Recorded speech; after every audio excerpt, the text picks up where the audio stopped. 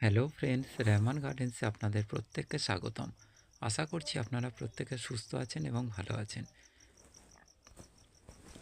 এবং আপনাদের প্রত্যেকের সুস্থতা কামনা করে আজকে একটা নতুন ভিডিও শেয়ার করছি।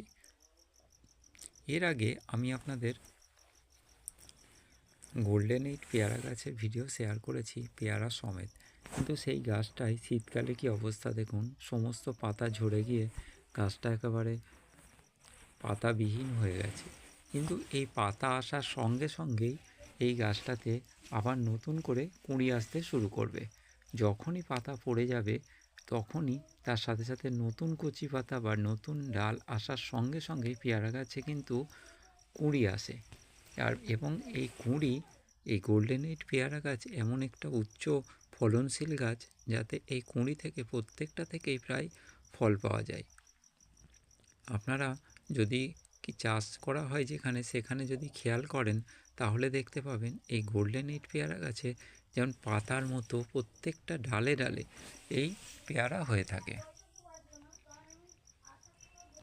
আমার এই বালতি ভাঙাটায় এই পেয়ারা গাছটা রেখেছি, কিন্তু এর মধ্যেও পেয়ারা ধরেছিল।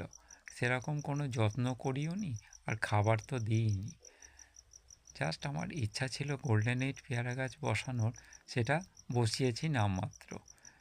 তারপরে ফুল এসেছিল এবং বর্ষাকালে সিজনে পেয়ারা হয়েছিল। এবার আমি চাইছি সিজনে পেয়ারা নেব না, অফ সিজনে পেয়ারা নেব। সেই জন্য আমি বিশেষ এর ওপর নজর দিচ্ছি না। আমি এই পাতা ঝরে যাওয়ার পর যখন কুঁড়ি আসবে, কুঁড়ি আসার পর আমি এর যত্ন শুরু করব।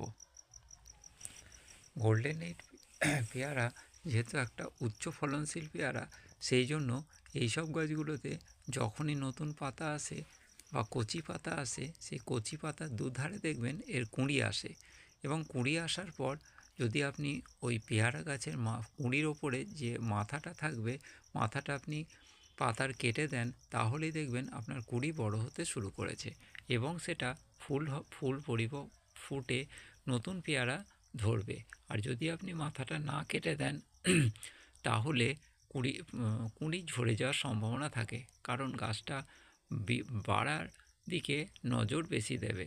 আর যদি মাথাটা কেটে দেন তাহলে কুঁড়ির দিকে নজর বেশি দেবেন এবং ফলটা আপনি খুব ভালোভাবেই পেয়ে যাবেন। ভিডিওটি যদি আপনাদের ভালো লাগে অবশ্যই সাবস্ক্রাইব করে পাশে থাকবেন, আর ভুল ত্রুটি হয়ে থাকলে কমেন্ট করে জানাবেন। আজকের ভিডিও আপাতত এইটুকুই। প্রত্যেকে ভালো থাকবেন, সুস্থ থাকবেন। নমস্কার।